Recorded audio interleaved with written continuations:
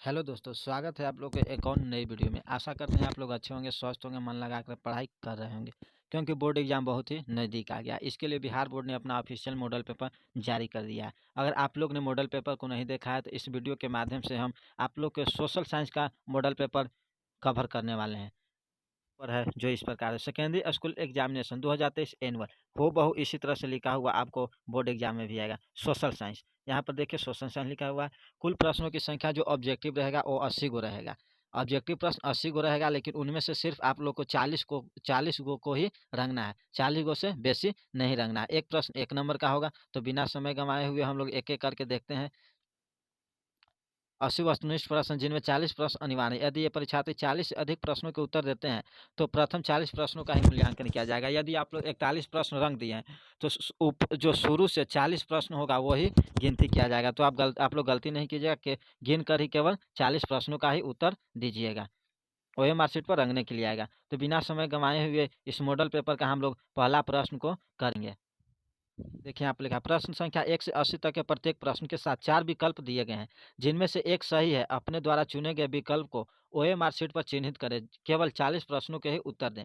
1 से 80 तक प्रश्न है, 40 प्रश्न का आप लोग को उत्तर देना है और एक ओए मार्कशीट मिलेगा। उस पर क्या करना है, उस पर गोल घेरा लगाने के लिए इस तरह से आएगा। तो आप लोग बिल्कुल सही तरीका से रंगेंगे। 40 प्रश्न 1 नंबर का रहेगा। तो बिना समय गंवाए हुए आज का हम लोग पहला प्रश्न को देखेंगे। कह रहा है कि भारतीय जनता पार्टी को किस पार्टी का पुनर्जन्म कहा जाता है। जो भारतीय जनता पार्टी है किसका पुनर्जन्म कहा जाता है। तो फर्स्ट का right answer option number B होगा, भारतीय जनसंघ। अब भारतीय जनसंघ का थोड़ा इतिहास जानते हैं। इसकी स्थापना जो हुई थी 21 अक्टूबर को 1951 में हुई थी। भारतीय जनसंघ की स्थापना किसने किया था, तो श्यामा प्रसाद मुखर्जी ने। किसने किया था, श्यामा प्रसाद मुखर्जी। किसने किया था, श्यामा प्रसाद मुखर्जी ने। तो एक का right answer option number B हो गया। साथ साथ सभी ऑप्शन का फैक्ट भी जानते चलेंगे। अब दो प्रश्न को देखेंगे।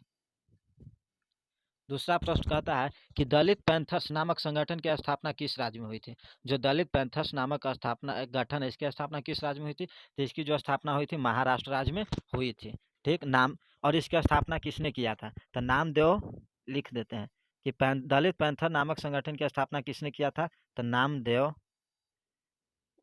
ढसाल। नामदेव ढसाल एवं जे.बी. पवार है। कौन है, जे.बी. पवार। जे.बी. पवार। और कब इसकी स्थापना हुई थी, तो इसकी स्थापना हुई थी 21 मई 1971 ईस्वी को।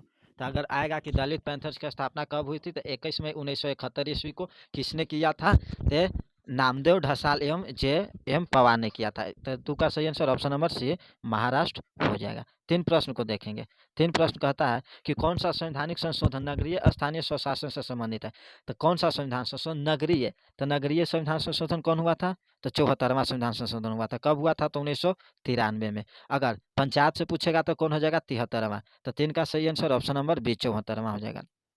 अब देखेंगे 4 प्रश्न कह रहा है कि बलवंत राय मेहता समिति ने अपने प्रतिवेदन में कितने स्तरीय पंचायती राज व्यवस्था की सिफारिश की थी।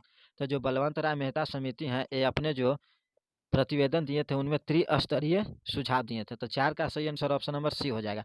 अगर यहाँ पर आप लोग को कहेगा कि सर्वप्रथम भारत में पंचायती राज की स्थापना कब की गई थी, तो की गई थी, कब की गई थी, 2 अक्टूबर 1959 ईस्वी को। कब, 1959 ईस्वी को, राजस्थान के नागौर जिला से। कहाँ से किया गया था, राजस्थान के नागौर जिला से। 4 का सही आंसर ऑप्शन नंबर सी हो जाएगा। साथ में सभी फैक्ट को जानते चलेंगे। 5 देखेंगे, भारत में प्रथम नगर निगम की स्थापना कहाँ की गई थी, तो भारत में प्रथम नगर निगम की स्थापना मद्रास में की गई थी। पूछेगा कब, तो 1688 ईस्वी में की गई थी। अब देखेंगे 6, सर्वप्रथम किस राज्य में महिलाओं को पंचायतों में 50% आरक्षण दिया गया है। तो महिलाओं को पंचायतों में सर्वप्रथम किस राज्य में आरक्षण दिया गया है, तो अपना बिहार है। 6 का सही आंसर ऑप्शन नंबर सी। 7 को देखेंगे, दल बदल कानून निम्न में से किस पर लागू होता है। तो जो दल बदल कानून है वो सांसदों एवं विधायकों पर लागू होता है। 7 का सही आंसर ऑप्शन नंबर ए हो जाएगा। 8 को देखेंगे, क्षेत्रवाद की भावना का एक कुपरिणाम है। जो क्षेत्रवाद की भावना का एक कुपरिणाम क्या है, तो अलगावाद है। 8 का सही आंसर ऑप्शन नंबर डी। 9 देखेंगे, अर्थशास्त्र पुस्तक किसने लिखी है। तो जो अर्थशास्त्र पुस्तक है किसने लिखी है, चाणक्य ने लिखी है। अर्थशास्त्र पुस्तक किससे संबंधित है, तो ये किससे, शासन प्रशासन से संबंधित है। किससे संबंधित है, शासन प्रशासन से संबंधित है। 10 देखेंगे, इनमें से किस देश की संघीय व्यवस्था अन्य से अलग है? तो किनका अलग है? अपना भारत का है जो संघीय व्यवस्था सबसे अलग है। 11 देखेंगे, भारत की संघीय व्यवस्था निम्न में किससे प्रभावित है? जो भारत का संघीय व्यवस्था है वो किससे प्रभावित है? तो प्रभावित है कनाडा से। तो 11 का सही आंसर होगा ऑप्शन नंबर सी, कनाडा से प्रभावित है। 12 देखेंगे, भारतीय संविधान के किस अनुसूची में राष्ट्रीय भाषा की सूची है?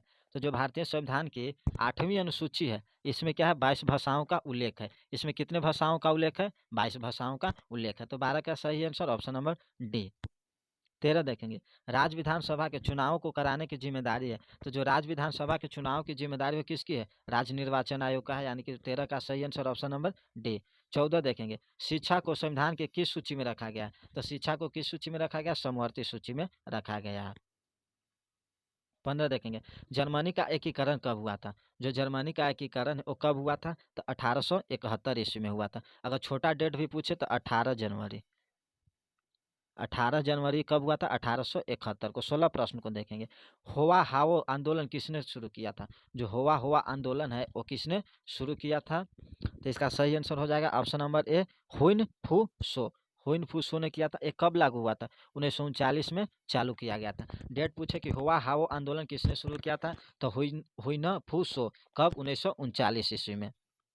17 देखेंगे, जनरल लोन नोल किस देश के प्रधानमंत्री थे? तो जो जनरल नोल लोन थे ये किस देश के प्रधानमंत्री थे? इसका उत्तर आप लोग कमेंट में कीजिएगा। 18 को देखेंगे, मार्च 1946 में फ्रांस और वियतनाम के बीच होने वाली समझौता किस नाम से जाना जाता है? तो जो ये समझौता हुआ था मार्च यह हनोई समझौता हुआ था। अब छोटा डेट पूछेगा तो यहाँ पर देंगे 3 मार्च। कब हुआ था? 3 मार्च 1946 को। कौन समझौता हुआ था? हनोई समझौता हुआ था। उन्हें देखेंगे, गांधी जी ने साबरमती आश्रम की स्थापना कहाँ की थी? तो जो गांधी जी ने साबरमती आश्रम की स्थापना की थी वो अहमदाबाद में की थी। कहाँ की थी? अहमदाबाद में। अगर स्थान पूछे तो कोचरबा देंगे। कहाँ? कोचरबा। ठीक, 1915 में। कब किए थे? तो 1915 में। तो 19 का सही आंसर ऑप्शन नंबर बी हो जाएगा। 20 देखेंगे, कांग्रेस के किस अधिवेशन में स्वशासन की जगह स्वराज का लक्ष्य प्रस्तावित किया गया था? तो इसका भी आंसर आप लोग कमेंट में कीजिएगा। एक दांडी यात्रा से किस आंदोलन की शुरुआत हुई? तो दांडी यात्रा से सविनय अवज्ञा आंदोलन की शुरुआत हुई थी 1930 ईस्वी में। कब? 1930 ईस्वी में। 22, गांधी जी ने किस गोलमेज सम्मेलन में भाग लिया था? जो गांधी जी ने गोलमेज सम्मेलन में भाग लिया था वो द्वितीय गोलमेज सम्मेलन हुआ था। कब हुआ था? 1931 ईस्वी में। अब देखेंगे प्रश्न नंबर 23, फॉरवर्ड ब्लॉक की स्थापना किसने की थी? तो जो फॉरवर्ड ब्लॉक की स्थापना किया था किसने किया था? सुभाष चंद्र बोस ने 1939 ईस्वी में। 23 का answer option number D. 24, Bengal विभाजन कब और किसने किया? तो जो बंगाल विभाजन हुआ था वो 1905 में, करजन ने। 25, निम्न में से कौन मित्र राष्ट्र नहीं था? तो मित्र राष्ट्र जो था वो कौन नहीं था? तो इसका सही आंसर ऑप्शन नंबर सी, रूस। नहीं, इसका सही answer option number B, Germany हो जाएगा। 26, स्वराज पार्टी का प्रथम सम्मेलन कहाँ हुआ था? तो जो स्वराज पार्टी का प्रथम सम्मेलन हुआ था ये कहाँ हुआ था? तो हुआ था अहमदाबाद में। 26 का सही आंसर ऑप्शन नंबर बी।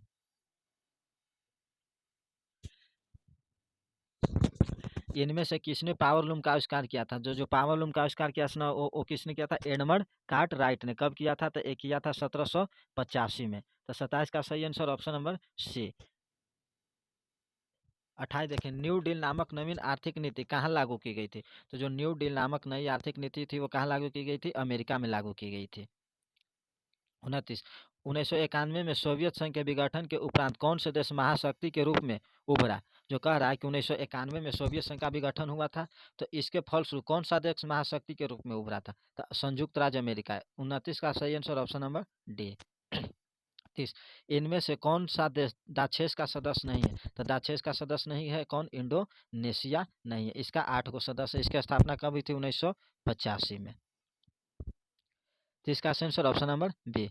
31 देखेंगे, रूसो किस देश का रहने वाला था? तो रूसो जो था कहाँ का रहने वाला था? तो रूसो फ्रांस का रहने वाला था। कहाँ का रहने वाला था? फ्रांस का। रूसो फ्रांस का दार्शनिक था। अगर रूसो का जन्म पूछेगा था कहाँ हुआ था? तो रूसो का जन्म हुआ था जेनेवा में। और रूसो कहाँ का दार्शनिक था? तो रूसो फ्रांस का दार्शनिक था। तो 31 का सही आंसर ऑप्शन नंबर ए। 32 देखेंगे, अल हिलाल का संपादन किसने किया था? तो अल हिलाल का जो संपादन किया था वो किसने किया था? मौलाना अबुल कलाम आजाद।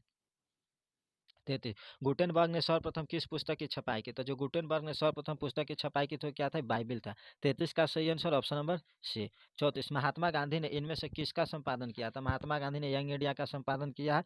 34 का सही आंसर ऑप्शन नंबर बी। 35 देखेंगे काउंट काबूर को विक्टर इमैनुअल ने किस पद पर नियुक्त किया था? तो काउंट काबूर को विक्टर इमैनुअल ने प्रधानमंत्री के पद पर नियुक्त किया था। 35 का सही आंसर ऑप्शन नंबर सी। 36 देखेंगे वियना सम्मेलन की मेजबानी किसने की थी? तो जो वियना सम्मेलन की मेजबानी की थी मेटरनिक ने किया था। अब प्रश्न पूछेगा कि वियना सम्मेलन कब हुआ था? तो वियना सम्मेलन हुआ था 1815 ईस्वी में। 36 का सही आंसर ऑप्शन नंबर डी। 37 देखेंगे आंतरिक विद्रोह को दबाने के लिए रूस में किस संगठन की स्थापना किया था? तो चेका की।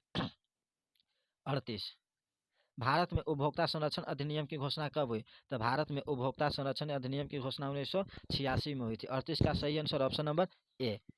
39 विश्व उपभोक्ता अधिकार दिवस कब मनाया जाता है? तो विश्व उपभोक्ता अधिकार दिवस 15 मार्च को मनाया जाता है। 39 का सही आंसर ऑप्शन नंबर बी। 40 देखेंगे भारत में सर्वप्रथम राष्ट्रीय आय का अनुमान कब लगाया था? तो भारत में सर्वप्रथम राष्ट्रीय आय का अनुमान कब लगाया गया था? 1868 में। पूछेगा किसने लगाया था? तो दादा भाई नौरोजी। भी यही प्रश्न है। दादा भाई नौरोजी। उस समय प्रति व्यक्ति आय कितना था? तो प्रति व्यक्ति आय पर कैपिटा इनकम कितना था? तो 20 रुपया था। तो 40 का सही आंसर ऑप्शन नंबर सी। 41 गरीबी की तुलना किस अर्थशास्त्री ने कैंसर रोग से की है? तो जो गरीबी की तुलना है किसने की है कैंसर से? पिगू ने। तो 41 का सही आंसर ऑप्शन नंबर सी। 42 देखेंगे मानव विकास सूचकांक में इनमें से किसे सम्मिलित किया गया है? तो जो मानव विकास सूचकांक है इनमें जीवन प्रत्याशा को भी शामिल किया गया है, शिक्षा प्राप्ति को भी और जीवन स्तर को भी। इनमें से सभी इसका सही आंसर हो जाएगा। तो 42 का सही answer option number D. 43 Bharat में आर्थिक नियोजन का काम कौन सी संस्था करती है? तो जो भारत में आर्थिक नियोजन का काम करते हुए योजना आयोग करते हैं। 43 का सही answer option number A. 44 poverty and un British rule in India नामक किताब किसने लिखी? तब poverty rule in un British rule India नामक पुस्तक के लेखक दादा भाई नौरोजी हैं। 44 के सही आंसर ऑप्शन नंबर बी। 45 देखेंगे स्वीडन की मुद्रा 45 प्रश्न को देखेंगे स्वीडन की मुद्रा का क्या नाम है? तो जो स्वीडन की मुद्रा का नाम है क्या है? वो कोरोना है। 45 का सही आंसर क्या होगा? ऑप्शन नंबर सी। 46 निम्नलिखित में कौन भारत का सर्वोच्च बैंकिंग संस्थान है? तो जो भारत का सर्वोच्च बैंकिंग संस्थान है कौन है? आरबीआई है, भारतीय रिजर्व बैंक इंडिया। इसकी स्थापना 1935 में हुई थी। 43 मानव के सर्वांगीण विकास एवं सामाजिक आर्थिक विकास के लिए महत्वपूर्ण तत्व क्या है? तो जो मानव के सर्वांगीण विकास एवं सामाजिक आर्थिक विकास के लिए जो सबसे महत्वपूर्ण तत्व है क्या है? शिक्षा। शिक्षा के बिना कोई व्यक्ति आगे नहीं बढ़ सकता है। 48 देखेंगे इनमें कौन भारतीयों के जीवन निर्वाह का मुख्य साधन है? तो जो भारतीयों के जीवन निर्वाह का मुख्य साधन है वो क्या है? वो कृषि है। 48 का सही आंसर ऑप्शन नंबर सी। 49 देखेंगे प्राथमिक क्षेत्र में कौन सी आर्थिक क्रिया शामिल है? तो जो प्राथमिक क्षेत्र में हो कौन सी आर्थिक क्रिया शामिल है? खनन आर्थिक क्रिया शामिल है। 3 क्षेत्र होते हैं प्राथमिक क्षेत्र, द्वितीय क्षेत्र और तृतीय क्षेत्र। प्राथमिक क्षेत्र में कृषि आते हैं, द्वितीय क्षेत्र में क्या आते हैं? विनिर्माण उद्योग धंधे और तृतीय क्षेत्र में सेवा क्षेत्र आते हैं। 49 का सही आंसर ऑप्शन नंबर ए। 50 सोने के आभूषणों की गुणवत्ता सुनिश्चित करने के लिए किस मानक का उपयोग किया जाता है? तो जिसका उपयोग किया जाता है क्या है? सोने के हॉलमार्क। अगर खाने वाला सामान को पूछेगा तो क्या हो जाएगा? वो हो जाएगा एग मार्क।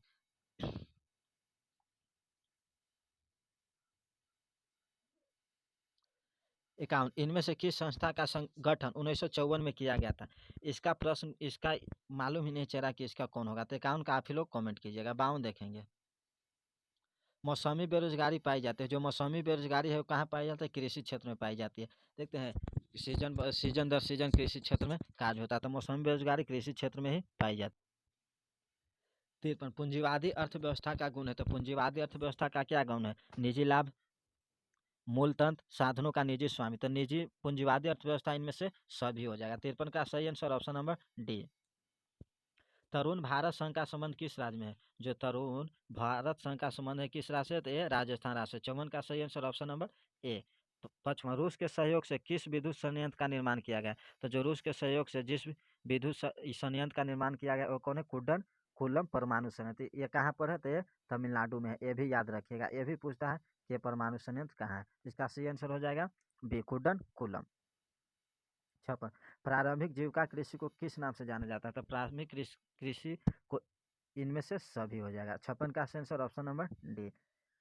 57 डेक्कन ओडेसी किस राज्य में चलाई जा रही है? तो जो डेक्कन ओडेसी है वो महाराष्ट्र राज्य में चलाई जा रही है। तो 57 का सही आंसर ऑप्शन नंबर बी। 58 देखेंगे भारत में वायु परिवहन का राष्ट्रीयकरण कब किया गया था? तो भारत में जो है वायु परिवहन का राष्ट्रीयकरण 1953 में किया गया था। 58 का सही आंसर ऑप्शन नंबर ए 59 दे।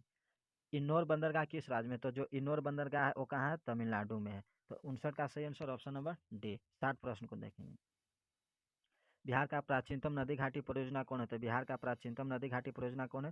सोन नदी घाटी परियोजना। तो 60 का सही आंसर ऑप्शन नंबर ए। 61 प्रश्न को देखेंगे। नंदा देवी राष्ट्रीय उद्यान कहाँ स्थित है? जो नंदा देवी राष्ट्रीय उद्यान है ये उत्तराखंड में स्थित है। 61 का सही आंसर ऑप्शन नंबर बी। 62 चिपको आंदोलन की शुरुआत किसने की? तो जो चिपको आंदोलन की शुरुआत है किसने की थी? सुंदरलाल बहुगुणा ने की है। 62 का सही answer option number A. 53 Bihar में कितने प्रतिशत भौगोलिक क्षेत्र में वन का फैलाव है? तो जो बिहार में कितने प्रतिशत भौगोलिक क्षेत्र में वन का फैलाव है? तो इसका सही आंसर ऑप्शन नंबर डी हो जाएगा। 7% पर है। 63 का डी। 64 देखेंगे। इनमें कौन कार्बनिक खनिज नहीं है? तो जो कार्बनिक खनिज नहीं हो कौन है? नहीं है तो प्राकृतिक गैस। 64 का answer option number C. Cement उद्योग का कच्चा माल क्या है? तो सीमेंट उद्योग का जो कच्चा माल है वो क्या है? यह है चूना पत्थर। 65 का सही आंसर ऑप्शन नंबर है। 66 देखेंगे। भारत का पहला तेल शोधक कारखाना कौन है? तो भारत का पहला तेल शोधक कारखाना कौन है? असम के डिगबोय। 56 के सही आंसर ऑप्शन नंबर सी। 66 के। अब 67 देखेंगे। मुंबई हाई है ये प्रसिद्ध है किसके लिए प्रसिद्ध है? तो मुंबई हाई प्रसिद्ध है तेल शोधन हेतु। 67 के सही आंसर ऑप्शन नंबर बी। 68 देखेंगे। भारत की प्रमुख खाद्यान्न फसल कौन है? तो भारत के जो प्रमुख खाद्यान्न फसल है कौन है? चावल है। 68 का सही आंसर ऑप्शन नंबर बी। 69 प्रश्न को देखेंगे। जूट उत्पादन में कौन देश अग्रणी है? तो जूट उत्पादन में अग्रणी देश अपना भारत है। 69 का सही आंसर ऑप्शन नंबर डी। 71 देखेंगे। इन राज्यों में कौन लौह अयस्क का अग्रणी उत्पादक है? तो जो लौह अयस्क का अग्रणी राज्य कौन है? ओडिशा है। 70 का सही आंसर ऑप्शन नंबर ए। 71 किसे बिहार का रेशम नगर कहा जाता है? तो जो बिहार का रेशम नगर है किसे कहा जाता है? भागलपुर को कहा जाता है। 71 का सही answer option number D. Bihar की अर्थव्यवस्था में किस क्षेत्र का सर्वाधिक योगदान है? तो बिहार की अर्थव्यवस्था में किस क्षेत्र का सर्वाधिक योगदान है? तो यह कृषि का। 72 का सही answer option number A. 73 Bihar की बड़ी त्रासदियों में से एक है। बिहार में सबसे ज्यादा कौन त्रासदी आता है? बाढ़ या सूखा या भूस्खलन? तो जो बिहार में बड़ी त्रासदी है वो कौन है? बाढ़ है। 73 का सही आंसर ऑप्शन नंबर बी। 74 कुशा तटबांध किस नदी पर है? जो कुशा तटबांध है वो किस नदी पर है? तो सोन नदी कोसी नदी पर। 74 का सही आंसर ऑप्शन नंबर ए। 75 देखेंगे। सतलज नदी पर कौन सा कृत्रिम जलाशय बनाया गया? तो जो सतलज नदी पर कृत्रिम जलाशय बनाया गया है उसका नाम है गोविंद सागर। 75 का सही आंसर ऑप्शन नंबर डी। 76 आपदा प्रबंधन का प्रमुख घटक कौन है? तो जो आपदा प्रबंधन का प्रमुख घटक है वो क्या हो जाएगा? स्थानीय स्वशासन, स्वयंसेवी संगठन, गांव मोहल्ले के लोग, इनमें से सभी हो जाएंगे। तब 76 का सही आंसर ऑप्शन नंबर डी। इनमें से सभी। 77 देखेंगे। सुदूर संवेदी उपग्रह का प्रयोग किस लिए किया जाता है? जो सुदूर संवेदी उपग्रह का है हम लोग प्रयोग किस लिए किया जाता है? दूर संचार के लिए, संसाधनों की खोज के लिए, मौसम विज्ञान के लिए, इनमें से सभी। तो जो सुदूर संवेदी संवेदी उपग्रह का उपयोग किया जाता है वो इनमें से सभी हो जाएगा। तो 77 का सही आंसर ऑप्शन नंबर डी। 76 प्रश्न को देखेंगे। 26 दिसंबर 2004 को विश्व के किस हिस्से में भयंकर सुनामी आया था? तो 26 दिसंबर 2004 को हिंद महासागर में जो है सो भयंकर सुनामी आया था। 79 देखेंगे। भारत में अत्यंत विनाशकारी भूकंप आया था। तो भारत में अत्यंत विनाशकारी भूकंप कब आया था? 1934 में। 80 प्रश्न को देखेंगे। सुनामी किस भाषा का शब्द है? तो जो सुनामी है एक किस भाषा का शब्द है? जापानी भाषा का शब्द है। तो मॉडल पेपर जो सोशल साइंस का था आज हम लोग सभी ऑब्जेक्टिव प्रश्न 80 ऑब्जेक्टिव प्रश्न को हम लोग कवर कर चुके हैं। अगर सब्जेक्टिव का वीडियो चाहिए तो उसके लिए हम अलग से वीडियो बना करके जरूर अपलोड कर देंगे, क्योंकि अगर इसमें सब्जेक्टिव प्रश्न को भी करते हैं तो वीडियो बहुत ज़्यादा लंबा हो जाएगा, लेंदी हो जाएगा। इसलिए आज हम लोग ऑब्जेक्टिव प्रश्न को ही करके छोड़ते हैं। तब तक आप लोग पढ़िए और याद कीजिए, क्योंकि परीक्षा का समय बहुत ही नज़दीक है। वीडियो देखने के लिए धन्यवाद।